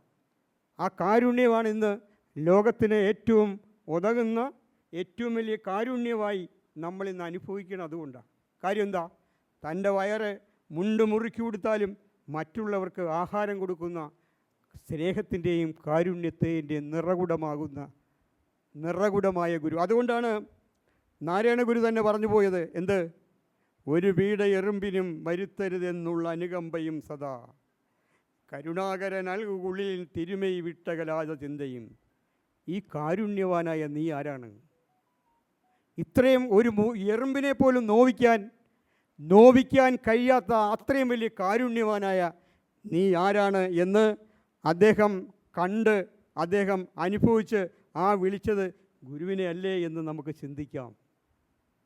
അതാണ് നമുക്ക് മനസ്സിലാക്കേണ്ടത്. അങ്ങനെയാണ് എല്ലാ മഹാത്മാക്കളും ഗുരുവിനെക്കുറിച്ച് ഓരോ നിലയിൽ, ഗുരുവിൻ്റെ ജന്മത്തെക്കുറിച്ച്, ഗുരുവിൻ്റെ പ്രത്യേകതയെക്കുറിച്ച്, ഗുരുവിൻ്റെ ജീവിത യാത്രയെക്കുറിച്ച്, ഗുരുവിൻ്റെ പൂർണ്ണതയെക്കുറിച്ച് മഹാത്മാക്കളെല്ലാവരും പറഞ്ഞിരിക്കുന്നത് സോമനാഥൻ ഡോക്ടറുടെ പുസ്തകം എടുത്ത് വായിച്ചു നോക്കിയാൽ മതി, മനസ്സിലാവും. അത് പതഞ്ജലി മുതൽ എല്ലാവരുടെയും പ്രവചനങ്ങൾ അദ്ദേഹത്തിൻ്റെ പുസ്തകത്തിൽ അത് എഴുതി വെച്ചിട്ടുണ്ട്. നിങ്ങളെല്ലാവരും മനസ്സിലാക്കിക്കൊള്ളണം അത്. കാര്യം എന്താ? ഓരോ മഹാത്മാക്കളും പറഞ്ഞു വെച്ചിരിക്കുന്നു ഓരോ നിലയിൽ ഈ വരുന്ന കാരുണ്യവാൻ, ഈ വരുന്ന കരുണാനിധിയായ കാരുണ്യവാൻ ആരാണെന്ന് മഹാത്മാക്കളെല്ലാവരും അവരുടെ കാലത്ത് തന്നെ പ്രവചിച്ചു വെച്ചിരിക്കുന്നു. അവരുടെ കാലത്ത് തന്നെ അവരെ എഴുതിയും പറഞ്ഞും വെച്ചിരിക്കുന്നു. അത് തന്നെയാണ് ഗുരുവിൻ്റെ ആ സമയത്ത് കാരുണ്യം നിറഞ്ഞ ആ സ്നേഹനിധിയായ ഗുരു ആ വന്ന ആൾക്കാർക്ക് താൻ പട്ടിണി കിടന്നുകൊണ്ട് ആഹാരം കൊടുത്തു. അന്ന് കേട്ടോളണം, അന്ന് തൻ്റെ ജന്മദിനവും കൂടിയായിരുന്നു. ജന്മദിനമായിട്ട് തനിക്ക് വന്നയാളെ ഊട്ടി എന്നുള്ളൊരു സന്തോഷത്തോടു കൂടിയാണ് ഗുരു ആ ആഹാരം വിളമ്പി കൊടുത്തത്. അപ്പോൾ അങ്ങനെ ഇരിക്കുന്ന സമയത്താണ് ഈ അനുഭവങ്ങൾ കൂടുതലുണ്ടായി. അനുഭവങ്ങൾ കൂടുതൽ കിട്ടിക്കഴിഞ്ഞപ്പോൾ തൻ്റെ ആത്മഗുരുവായ ഖുറേഷി ഫക്കീർ സ്വാമിയെ കാണാനായി നേരെ ഭീമാപ്പള്ളിയുടെ പുറകുഭാഗത്തുള്ള കാട്ടിനകത്തേക്ക് പോയി. അങ്ങനെ അവിടെ ചെന്ന സമയത്ത് അദ്ദേഹം അവിടെ ഇല്ല. അദ്ദേഹം ഇല്ലാത്തതുകൊണ്ട് അവിടെ താമസിച്ചു. അദ്ദേഹം വരാൻ വേണ്ടിയിട്ട് അദ്ദേഹം എവിടെയോ പോയിരിക്കുന്ന സമയത്താണ് ഗുരു അവിടെ ചെല്ലുന്നത്. അങ്ങനെ എത്ര ദിവസം അവിടെ ഇരുന്നത് കേട്ടിട്ടുണ്ടോ? അത് 27 ദിവസം, 1ഉം 2ഉം അല്ല അല്ലേ? 27 ദിവസം ആഹാരം കഴിക്കാതെ, വെള്ളം കുടിക്കാതെ, ഒന്നും ആരും കൊടുക്കാനില്ല. കാര്യം എന്താ? ആർക്കും അറിയാൻ വയ്യ. ഒരു സാധാരണക്കാരനായ ഒരു ചെറുപ്പക്കാരൻ ഇവിടെ വന്ന് ആഹാരം കഴിക്കാതെ ഇരിക്കണ കണ്ടിട്ട് അടുത്തുള്ളൊരു കടക്കാരൻ, ഒരു പെട്ടിക്കടക്കാരൻ ഒരു പപ്പടവും ഒരു കട്ടൻ കാപ്പിയും കൊടുക്കും. ഇതാണ് ആഹാരം. ആ ആഹാരം ഈ പപ്പടവും കട്ടൻ കാപ്പിയും കഴിച്ചുകൊണ്ടാണ് 27 ദിവസങ്ങൾ കടന്നുപോയി. 27ാമത്തെ ദിവസമോ? 27ാമത്തെ ദിവസം എന്തായി? 27ാമത്തെ ദിവസമാണ് ഒരു പൊതി ആഹാരവുമായിട്ട് ഉമ്മ വരുന്നത്. ഒരു ഉമ്മ ആഹാരവുമായിട്ട് വന്നു. എന്നിട്ട് പറഞ്ഞു, ഭീമ പറഞ്ഞു, അവൻ വിശന്ന് കിടക്കുന്നു, അവന് നീ ആഹാരം കൊടുക്കാൻ പറഞ്ഞു. ഞാനിപ്പോൾ ഇവിടെ വന്നപ്പോൾ നീയാണ് ഇവിടെ കിടക്കുന്നത്. ഞാൻ വിചാരിച്ചു ഉസ്താദാണെന്ന്. ഉസ്താദാരാ? ഖുറേഷി ഫക്കീർ സ്വാമി കിടക്കുന്ന സ്ഥലമാണ്. ഉസ്താദാണെന്നാണ് കുഞ്ഞെ ഞാൻ വിചാരിച്ചത്. നീയാണെന്ന് ഞാൻ അറിഞ്ഞില്ല. പക്ഷേ ഭീമ എന്നോട് പറഞ്ഞു, അവൻ വിശന്ന് കിടക്കുന്നു, അവന് നീ ആഹാരം കൊടുക്കാൻ പറഞ്ഞു. അങ്ങനെ ഞാൻ നിനക്ക് ആഹാരവുമായിട്ട് വരികയാണെന്ന് പറഞ്ഞുകൊണ്ട് ഈ പൊതിയിലിരുന്ന പൊതി നീട്ടിയാണ് ആഹാരം. അപ്പോഴോ ഈ പൊതി കണ്ടപ്പോൾ ഗുരു വിചാരിച്ചത് അത് നോൺ വെജ് ആഹാരമാണെന്ന് മനസ്സിലായി. തുറന്നു നോക്കിയപ്പോൾ ഇറച്ചിയും മീനും ചോറും ഒക്കെയാണ് കണ്ടത്. തൻ്റെ ജീവിതത്തിൽ തൻ്റെ അമ്മ ബാല്യകാലത്ത് തനിക്ക് ആഹാരം തൃപ്തിയോടുകൂടി തരാൻ കഴിവില്ലെങ്കിൽ പോലും അമ്മ തനിക്ക് വെജിറ്റേറിയൻ ചോറാണ് തന്നിരുന്നത്, അല്ലെങ്കിൽ വെജിറ്റേറിയൻ ആഹാരമാണ് തന്നത്. അന്ന് വെള്ളച്ചോറും വെള്ള ചമ്മന്തിയാണെങ്കിലും താൻ തൃപ്തിയായി വാങ്ങിച്ചു കഴിച്ച ഒരു ജീവിതയാത്രയാണ് എൻ്റെ ബാല്യകാലം മുതൽ ഇങ്ങോട്ട്. ഞാൻ എങ്ങനെയാണ് എൻ്റെ ഈ സമയത്ത് ഞാൻ ഈ ഇറച്ചി മീനും കഴിക്കണം എന്നുള്ള വേദനയായി. അങ്ങനെ വേദനിക്കുന്ന സമയത്ത് വീണ്ടും ഈ ഉമ്മ പറയാണ്, കുഞ്ഞേ എൻ്റെ കയ്യിൽ പൈസ ഇല്ലായിരുന്നു. ഭീമ അങ്ങനെ വന്ന് പറഞ്ഞപ്പോൾ എനിക്കിത് ചെയ്യാതിരിക്കാൻ പറ്റില്ല. നിവർത്തികേട് കൊണ്ട് ഞാൻ ഭീമ പള്ളിയിൽ രോഗം മാറാൻ വേണ്ടി അവിടെ പ്രാർത്ഥനയ്ക്ക് വ്രതമെടുത്ത് പ്രാർത്ഥിക്കാൻ വന്നിരിക്കുന്ന ആൾക്കാർ അവർക്ക് കഴിക്കാനായി കൊണ്ടുവന്നിരിക്കുന്ന ആഹാരത്തിൽ നിന്ന് അല്പം പങ്ക് വാങ്ങിച്ച് നിനക്ക് വേണ്ടി ഞാൻ കൊണ്ടുവന്നിരിക്കുകയാണ്. ഇത് പ്രസാദമാണ്, ഇത് കളയരുത്. ഇത് പ്രസാദമാണ്, നീ ഇത് കളയരുത്. വീണ്ടും സങ്കടമായി എന്തു ചെയ്യും? ഇത് ഉപേക്ഷിക്കാൻ പറ്റിയല്ലോ. ഈ ഒരു അവസ്ഥയിൽ ഞാനിത് എന്ത് ചെയ്യാനാണ് എന്ന് വേദനിച്ച സമയത്ത് കേട്ടോളാം, ഈ ആഹാരത്തിൻ്റെ ഒറിജിനലായിട്ടുള്ള കാര്യം കാണിച്ചു കൊടുത്തു. എന്താണ് കൊണ്ടുവന്നിരിക്കുന്നത്? ഈ ആഹാരത്തിൻ്റെ പ്രത്യേകത എന്താണെന്ന് കാണിച്ചു കൊടുത്തു. നീ വിഷമിക്കണ്ട, നീ വേദനിക്കണ്ട, ഈ കൊണ്ടുവന്നിരിക്കുന്ന ആഹാരം എന്താണെന്ന് കാണിച്ചു കൊടുത്തു. കൊണ്ടുവന്നിരിക്കുന്ന ആഹാരത്തിൻ്റെ പൊതി എന്താണ് പറയുന്നത്, അഴിച്ച് വ്യക്തമായി ഉമ്മ ഇങ്ങനെ കാണിച്ചു കൊടുത്തപ്പോൾ കൊണ്ടുവന്നിരിക്കുന്നത് വെജിറ്റേറിയൻ നെയ്ച്ചോറാണ് കൊണ്ടുവന്നത്. അപ്പോൾ ഗുരു അത് പറയണത് ഞാൻ കേട്ടിട്ടുണ്ട്. 27 ദിവസമായിട്ട് ആഹാരം കഴിക്കാതെ വെള്ളം കുടിക്കാതെ രാത്രിയിൽ കടപ്പുറത്ത് കുഴിയുണ്ടാക്കി അതിനകത്ത് വന്ന് കിടക്കും ചൂട് മാറാൻ. ഓരോ ദിവസവും രാത്രിയിൽ കടപ്പുറത്ത് കടലിൻ്റെ സൈഡിൽ കുഴിയുണ്ടാക്കി അതിനകത്ത് വന്ന് കിടക്കും. നേരം വെളുക്കുമ്പോൾ ആൾക്കാരൊക്കെ വരാൻ തുടങ്ങുമ്പോൾ വെളുപ്പിന് എഴുന്നേറ്റ് കുളിച്ച് നേരെ കാട്ടിലകത്തേക്ക് മാറി താമസിക്കും. പകൽ ആ ചൂടത്ത് അത്രയും വലിയ തീ ഒലിച്ചു നിൽക്കുന്ന ആ കാലാവസ്ഥയിൽ ആ കാട്ടിലകത്തേക്ക് പകൽ മാറി നിൽക്കും, ആൾക്കാരുടെ നിന്ന് മാറി നിൽക്കും. രാത്രിയിൽ കടൽ തീരത്ത് കുഴിയുണ്ടാക്കി അവിടെ വന്ന് കിടക്കും. ഒരു ജോഡി വസ്ത്രമാണ് കൊണ്ടുപോയിരിക്കുന്നത്. ഇത് മാറി കഴുകി മാറി ഉടുത്ത് 27 ദിവസം കടന്നുപോയപ്പോഴാണ് ഉമ്മ ഈ ആഹാരവുമായിട്ട് വന്നത്. വെജിറ്റേറിയൻ നെയ്ച്ചോറാണെന്ന് കണ്ടു കഴിഞ്ഞപ്പോൾ ഞാൻ 2 കൈയും കൂടി നീട്ടി വാങ്ങിച്ചടാ എന്ന് ഗുരു പറയണ കേട്ടിട്ടുണ്ട്. ഞാൻ 2 കൈയും കൂടി നീട്ടി വാങ്ങിച്ചിട്ട് അത് സ്ഥലകാല ബോധം മറന്ന് ഞാൻ വാരി കഴിച്ചു എന്നാണ് ഗുരു പറഞ്ഞത്. നമ്മുടെ ഗുരുവിൻ്റെ ജീവിതയാത്ര അങ്ങനെയാണ്. അപ്പോഴോ അന്ന് വൈകുന്നേരമാണ് ഖുറേഷി ഫക്കീർ സ്വാമി വരുന്നത്. വന്ന് അദ്ദേഹം തൻ്റെ ശിഷ്യൻ്റെ അനുഭവങ്ങളെല്ലാം ബോധ്യമാക്കി. തൻ്റെ ശിഷ്യന് പറയാനുള്ളതെല്ലാം കേട്ടിട്ട് അങ്ങനെയാണ് തൻ്റെ ശിഷ്യനെയും കൂട്ടിയുള്ള യാത്ര. അങ്ങനെ തൻ്റെ ശിഷ്യനെ ഓരോ സ്ഥലങ്ങളിൽ എത്ര സമയമായി?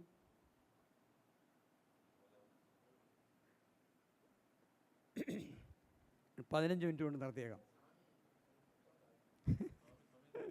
ഒരു 15 മിനിറ്റ് കൊണ്ട് നിർത്തിയേക്കാം. അല്ല, ഇവർക്ക് വിഷമം, ആഹാരമൊക്കെ കഴിക്കാതെ വന്നിരിക്കുന്ന ആൾക്കാരാണ്. അപ്പോൾ എന്താണ് കാര്യം? അവിടുന്ന് അദ്ദേഹം കൂട്ടിക്കൊണ്ടു പോവുകയാണ് നമ്മുടെ ഗുരുവിനെ.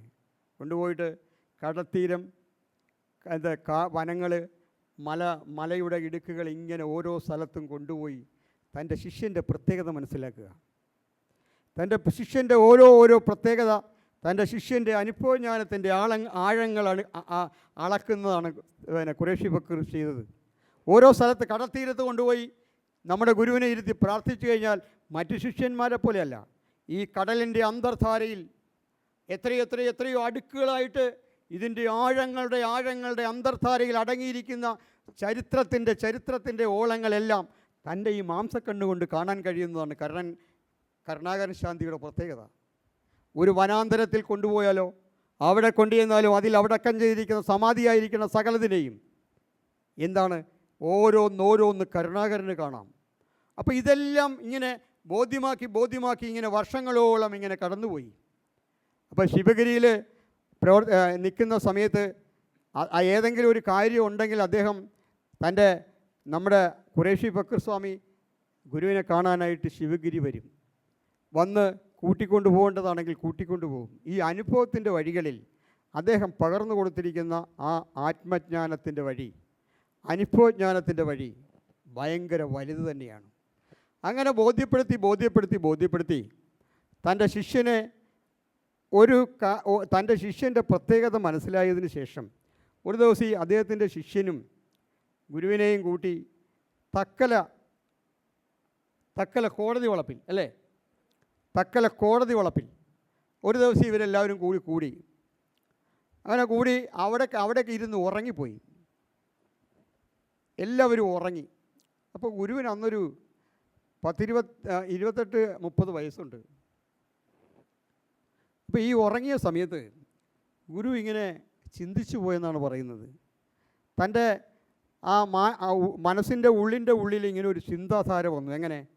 തനിക്ക് ഇത്രയും പ്രായമായി, എനിക്ക് വീടില്ല, നാടില്ല, വീട്ടുകാരില്ല, നാട്ടുകാരില്ല, ഞാൻ പ്രവർത്തിച്ച മേഖലകളിലെല്ലാം എനിക്ക് ആരുമില്ല, ഞാനൊരു അനാഥനെ പോലെയാണ്.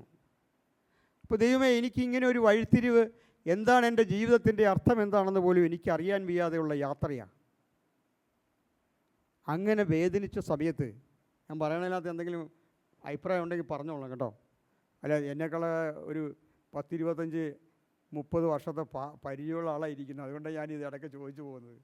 കാര്യം വെച്ചാൽ നമ്മുടെ ആശ്രമത്തിൻ്റെ ആദ്യകാലത്ത് VSNK ഒക്കെ തുടങ്ങുന്നതിന് മുമ്പ് നമ്മുടെ സംഘടന ആദ്യമേ ഉണ്ടായത് എന്താ സാറേ, ധർമ്മശാസ്ത്ര സംഘം അന്നുണ്ടായിരുന്ന ആളാണ്.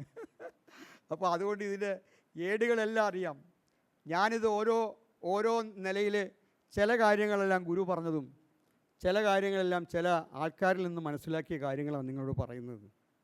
ഗുരു ചില കാര്യങ്ങൾ നമുക്ക് പറഞ്ഞു തന്നിട്ടുണ്ട്, പറയുന്നത് കേട്ടിട്ടുണ്ട്.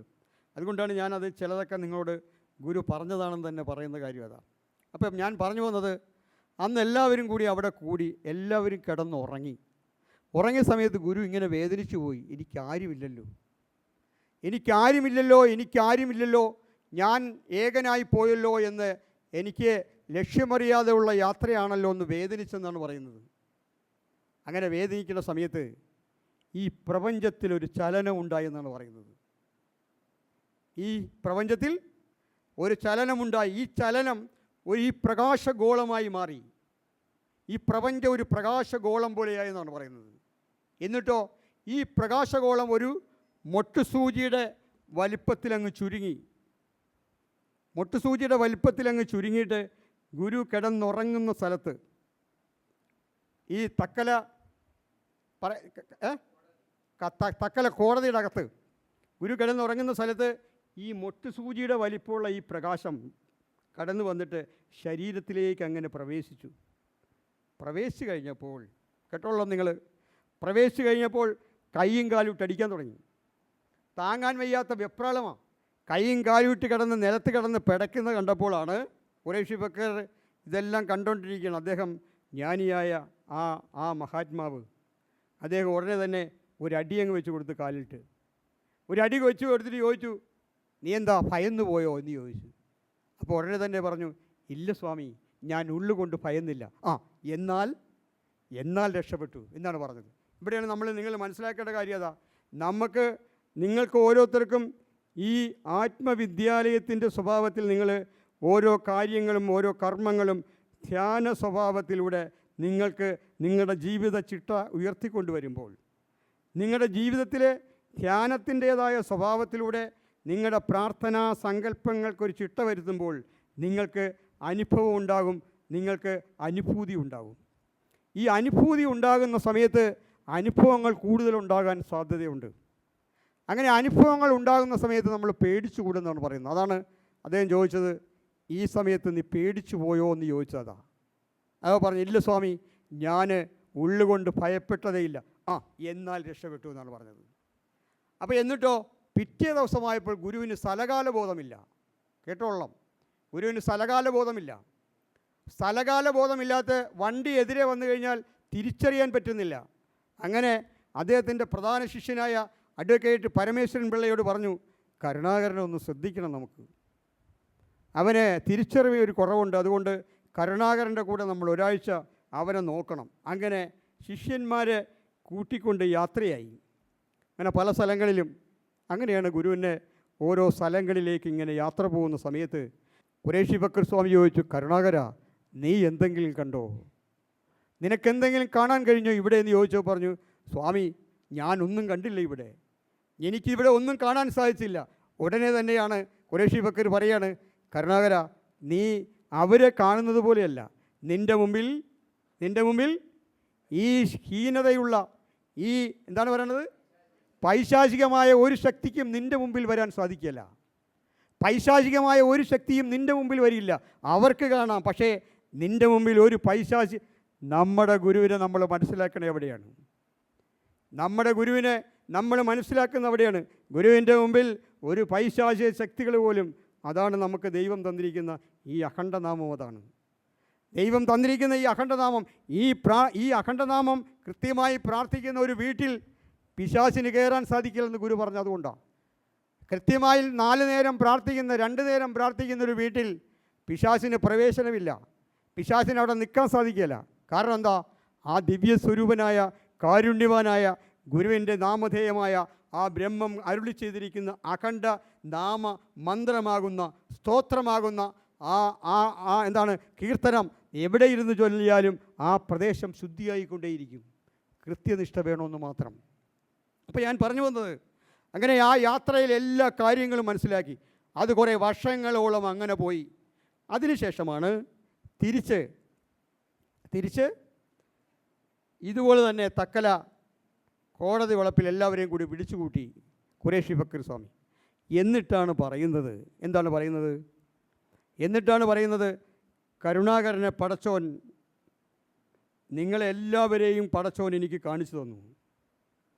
നിങ്ങളെല്ലാവരുടെയും പ്രത്യേകത എന്താണെന്ന് പടച്ചോൻ എനിക്ക് കാണിച്ചു തന്നു. എന്നിട്ട് പറയാണ്, കരുണാകരൻ്റെ പൂർണ്ണമായിട്ടുള്ളത് പടച്ചോൻ എനിക്ക് കാണിച്ചു തന്നില്ല. അവൻ വലിയവനാണ്. അവന് എന്നെപ്പോലെയല്ല, അവനെല്ലാം കിട്ടും. അവൻ വലിയവനാണെന്ന് പറഞ്ഞിട്ട് ഉടുത്ത മുണ്ടിൻ്റെ ഉരിഞ്ഞു വാങ്ങിക്കുകയാണ് ചെയ്തത്. ഉടുത്ത മുണ്ട് ഉരിഞ്ഞു വാങ്ങിച്ചിട്ട്, നീ എവിടെയോ പോ, എന്നിൽ നിന്ന് നിനക്കിനി ഒന്നും കിട്ടാനില്ല. തൻ്റെ ശിഷ്യനെ പറഞ്ഞു വിടുന്നൊരു സാഹചര്യമാണത്. കാര്യം എന്താ? തൻ്റെ ശിഷ്യൻ തന്നേക്കാൾ അപ്പുറത്താണ്. ആ ശിഷ്യൻ്റെ പൂർണ്ണഭാവം അതാണ് നമ്മൾ മനസ്സിലാക്കേണ്ടത്. ആദ്യമായിട്ട് കണ്ടുമുട്ടിയ സമയത്ത്, ആദ്യമായി ആ കുളത്തിൻ്റെ അരുവിയുടെ അല്ലെങ്കിൽ എന്താണ് പറയണത്, ആറിൻ്റെ സൈഡിൽ കുളിച്ചുകൊണ്ട് നിൽക്കുന്ന സമയത്ത്, ശിഷ്യനെ കണ്ടുമുട്ടിയ സമയത്ത് തൻ്റെ 2 കണ്ണുകളും നിറഞ്ഞൊഴുകി തൻ്റെ ശിഷ്യൻ്റെ ശിരസിലേക്ക് കണ്ണുനീർ ധാരധാരയായി ഒഴുകുന്നതിൻ്റെ പ്രത്യേകത എന്താ? അനുഭവസ്ഥനായ ഒരു ശിഷ്യനെ കിട്ടിയ ഒരു ധർമ്മബോധം. ആ ഒരു എന്താണ് പറയുന്നത്, ആ വൈഭവം ഗുരുവിന് മനസ്സിലാക്കി. എന്നിട്ടാണ് പറയുന്നത്, കരുണാകരന ദൈവം എനിക്ക് പടച്ചോൻ എന്നാണ് പറയുന്നത്. പടച്ചോൻ പൂർണ്ണമായിട്ട് എനിക്ക് കാണിച്ചു തരുന്നില്ല. അവൻ വലിയവനാണ്. എന്നിൽ നിന്ന് നിനക്കൊന്നും കിട്ടാനില്ല. നീ എവിടെയോ പോ എന്ന് പറഞ്ഞിട്ട് ഓടിച്ചു വിടുകയാണ്. അപ്പോഴാണ് ഗുരു ചോദിക്കുന്നത്, സ്വാമി ഞാൻ എവിടെ പോകാനാ? എനിക്ക് വേറെ പോകാൻ വഴിയില്ല. അങ്ങനെ ഇങ്ങനെ ഓടിച്ചു വിട്ട് കഴിഞ്ഞാൽ ഞാൻ എവിടേക്ക് പോകാനാ? നീ എവിടെയോ പോ, എന്നിൽ നിന്ന് നിനക്ക് ഒന്നും കിട്ടാനില്ല എന്ന് പറഞ്ഞ് ഓടിച്ചു വിടുക. അങ്ങനെയാണ് തക്കലയിലെ ഒരു ക്ഷേത്രത്തിൻ്റെ നടയിൽ വന്ന്, വസ്ത്രമില്ല എങ്ങോട്ടും പോകാൻ, ഒരു സന്ധ്യ സമയം, വസ്ത്രമില്ല, ക്ഷേത്രത്തിൻ്റെ നടയിൽ ഒരു ഇരുട്ടുവാക്കിന് വന്നിരുന്നു. അങ്ങനെ ഇരുട്ടുവാക്കിന് വന്നിരുന്നപ്പോൾ ഒരു പൊടിക്കുഞ്ഞ് അതിലേ കൂടി നടന്നു വന്നു. സന്ധ്യസമയം ആ കുട്ടി നടയുടെ സൈഡിൽ വന്നിരിക്കുന്ന ഈ ഒരാൾ ഇരിക്കുന്നത് കണ്ടിട്ട് നേരെ വീട്ടിൽ പോയിട്ട് അമ്മയോട് പറഞ്ഞു, അമ്മേ, ക്ഷേത്രത്തിൻ്റെ നടയുടെ വാതിക്കൽ ഒരു സൈഡിൽ ആ ഇരുട്ടുവാക്കിന് ആരാണ്ട് ഒരാളിരിക്കണേ, കള്ളനാണെന്നാണ് തോന്നണത്, വേഗം പോയി നോക്കാൻ പറഞ്ഞു. അങ്ങനെ ആ അമ്മ ആ കുട്ടി പറഞ്ഞതിൻ്റെ അടിസ്ഥാനത്തിൽ നേരെ ക്ഷേത്രത്തിലേക്ക് വേഗത്തിൽ ഓടിച്ചെന്ന് നോക്കി. ക്ഷേത്രത്തിൻ്റെ നടയുടെ സൈഡിൽ ഒരു ഇരുള്, അതായത് പ്രകാശമില്ലാത്തൊരു സ്ഥലത്തേക്ക് മാറിയിരിക്കുക. അടുത്തിന്ന് നോക്കിയപ്പോഴോ അമ്മ സങ്കടപ്പെട്ടു പോയി. അവിടെ ഇരിക്കുന്ന ആൾ താൻ ശിവഗിരിയിൽ പ്രാർത്ഥിക്കാൻ ചെല്ലുന്ന സമയത്ത്, ശ്രീനാരായണ ഗുരുവിൻ്റെ സമാധിയിൽ പൂജ ചെയ്യുന്ന സമയത്ത്, ആ പൂജ കഴിഞ്ഞ് എനിക്ക് ദീപവും തീർത്ഥവും തന്ന കരുണാകര ശാന്തിയാണ് ആ ക്ഷേത്രത്തിൻ്റെ കവാടത്തിൻ്റെ സൈഡിലേക്ക് മാറി ഇരിക്കുന്നതെന്ന് മനസ്സിലായി. നേരെ വീട്ടിൽ പോയി ഒരു ജോഡി വസ്ത്രമില്ലെങ്കിലും പോകാൻ ഒരു ജോഡി വസ്ത്രം എടുത്തുകൊണ്ട് വന്ന് ആ അമ്മയാണ് ഗുരുവിന് വസ്ത്രം കൊടുക്കുന്നത്. ആ വസ്ത്രം കൊടുത്തുകൊണ്ടാണ് തൻ്റെ യാത്ര. അതാണ് നിങ്ങൾ മനസ്സിലാക്കേണ്ടത്. ഗുരുവിൻ്റെ ജീവിതയാത്രയിൽ താൻ ആരാണെന്ന് മനസ്സിലാക്കുന്ന സന്ദർഭമാണത്. സ്വയം തിരിച്ചറിഞ്ഞ് താൻ വന്നിരിക്കുന്നത് എന്താണെന്ന് സ്വയമേ തിരിച്ചറിഞ്ഞൊരു ധന്യാത്മാവാണ് നമ്മുടെ ഗുരു. ആരും പറഞ്ഞു കൊടുത്തതല്ല. തൻ്റെ ലക്ഷ്യമെന്താണെന്ന് സ്വയമേ തിരിച്ചറിഞ്ഞ് അനുഭവത്തിലൂടെ, ഈ അനുഭവം കിട്ടിയതിന് ശേഷം നിനക്കെല്ലാം ഉണ്ട്, നീ എവിടെയോ പോയെന്ന് ഫക്കീർ സ്വാമി അടിച്ചോടിക്കുന്ന സമയത്ത് ആ ഓടുന്ന കൂട്ടത്തിൽ ഈ ചരിത്രത്തിൻ്റെ ആവനാഴികളിലെ സകല ആത്മീയമായ ചരിത്രങ്ങളുടെയും എത്രയെത്ര യുഗങ്ങളുടെയും ചലനങ്ങൾ, എത്രയെത്ര യുഗാന്തരങ്ങളുടെ കടന്നുപോയ കാലങ്ങളുടെ എല്ലാത്തിൻ്റെയും അനുഭവജ്ഞാനത്തിലൂടെ തൻ്റെ ഈ മാംസക്കണ്ണിൻ്റെ മുമ്പിലൂടെ ഈ പ്രപഞ്ചത്തിൻ്റെ സകല രഹസ്യങ്ങളും സ്വയമേ മനസ്സിലാക്കി അനുഭവപ്പെടുത്തിയ ഒരു മഹാത്മാവാണ് നമ്മുടെ ഗുരു. അതാണ് ഗുരുവിന് സ്വന്തമായാണ് എല്ലാം കിട്ടിയത്, ആരും പറഞ്ഞു കൊടുത്തതല്ല. സ്വന്തമായി തിരിച്ചറിയുകയാണ് ചെയ്തത്. തനിക്ക് തൻ്റെ ലക്ഷ്യമെന്താണെന്ന് സ്വയമേ തിരിച്ചറിഞ്ഞു. തൻ്റെ യാത്രയുടെ ലക്ഷ്യമെന്താണെന്ന്, തന്നെ ഈ ഭൂമിയിലേക്ക് അയച്ചിരിക്കുന്നത് എന്തിനാണെന്നുള്ള എനിക്കാരുമില്ല, വീടില്ല, നാടില്ല, നാട്ടുകാരില്ല, വീട്ടുകാരില്ല, ഞാൻ പ്രവർത്തിച്ച ഇടങ്ങളിൽ നിന്ന് എനിക്കൊരു സഹായവുമില്ല, ഞാൻ ഒറ്റയായല്ലോ എന്ന് പറയുന്ന സ്ഥാനത്ത് നിനക്കെല്ലാം ഉണ്ട്. ഖുറൈശി ഫക്കീറിൻ്റെ വാക്കാ, നിനക്കെല്ലാമുണ്ട്, നീ സാധാരണക്കാരനല്ല, നിനക്കെല്ലാം കിട്ടിക്കൊള്ളുമെന്ന് പറയുന്ന ആ വാക്കിലൂടെ ഗുരുവിന് ഈ പ്രപഞ്ചത്തിൻ്റെ സകല രഹസ്യങ്ങളെക്കുറിച്ചും സ്വന്തമായി മനസ്സിലാക്കി കൊടുക്കുകയാണ് ചെയ്തത്. അതാണ് ഗുരുവിൻ്റെ അനുഭവജ്ഞാനത്തിൻ്റെ യാത്ര. ആ യാത്രയിലൂടെയാണ് ഈ പ്രപഞ്ച രഹസ്യം എന്താണെന്ന് മനസ്സിലാകുന്നത്. ഈ പ്രപഞ്ചത്തിൻ്റെ 25 ചതുർയുഗങ്ങളായി സംഭവിച്ചു പോയ അതിൻ്റെ തിരുത്തുകളെല്ലാം തന്നെ മനസ്സിലാക്കിയിട്ട് തൻ്റെ യാത്രയിൽ ആ അനുഭവ സ്വഭാവത്തിലൂടെ ഇതെല്ലാം സ്വായത്തമാക്കുന്നത് അതിനുശേഷമാണ് ഗുരു ശിവഗിരിയുടെ താഴത്തെ കുന്നിൽ അന്ന് ആശ്രമം ഉണ്ടായിരുന്ന ആദ്യത്തെ ആശ്രമത്തിൽ നിന്ന് നേരെ പോത്തങ്കോട് ആശ്രമത്തിലേക്ക് വരുന്നത്. 1964 ഇവിടെ വന്ന് വിളക്ക് കത്തിച്ച് 1968 ഇവിടെ സ്ഥിരമായിട്ട് താമസമാക്കുന്നത്. അങ്ങനെയാണ് ഗുരുവിൻ്റെ യാത്ര. അങ്ങനെയാണ് പ്രസ്ഥാന സ്വഭാവം ഉണ്ടാക്കി. ഈ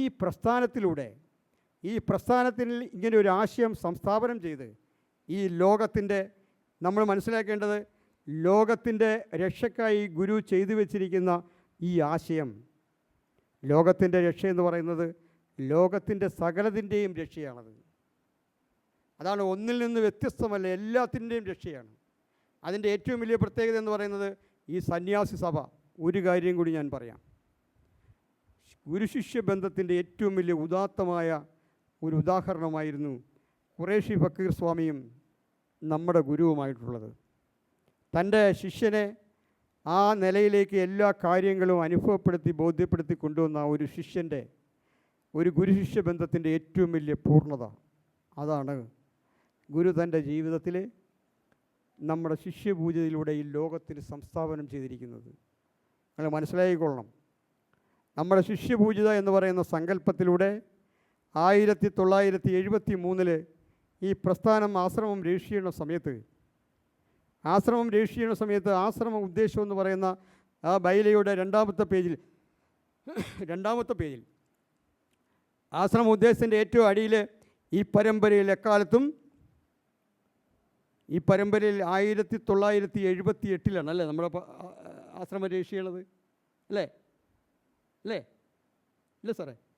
1978 1978 ഈ ആശ്രമം രജിസ്റ്റർ ചെയ്യുന്ന സമയത്ത് ആശ്രമത്തിൻ്റെ ബൈലയിൽ ആ രണ്ടാമത്തെ പേജിൽ ആ ആശ്രമ ഉദ്ദേശത്തിൻ്റെ ഏറ്റവും അവസാനത്തിൽ എഴുതി വെച്ചു, ഈ പരമ്പരയിൽ എക്കാലത്തും എന്താണ്, അനുഭവജ്ഞാനിയായ ഒരു ഗുരു ഈ പരമ്പരയെ നയിക്കാനുണ്ടാവുമെന്ന് എഴുതി വെച്ചു.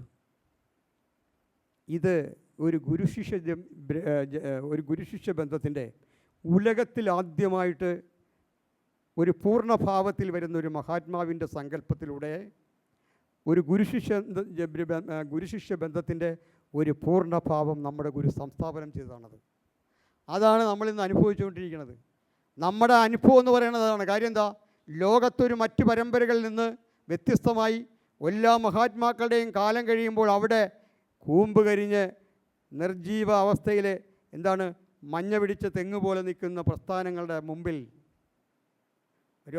ശരീരത്തിൽ രക്തമില്ലാതെ മഞ്ഞച്ച് നിൽക്കുന്ന ശരീരം പോലെ നിൽക്കുന്ന പ്രസ്ഥാനങ്ങളുടെ മുമ്പിൽ ഇവിടെ അതിനും ഒരു പൂർണ്ണത ആ മഹാത്മാവ് സ്ഥാപിച്ചെടുത്തു. അതുപോലെ തന്നെയാണ്, അതാണ് നമ്മുടെ ശിഷ്യപൂജിത എന്ന് പറയുന്ന സങ്കല്പം. ശിഷ്യപൂജിതനോ ശിഷ്യപൂജിതയോ.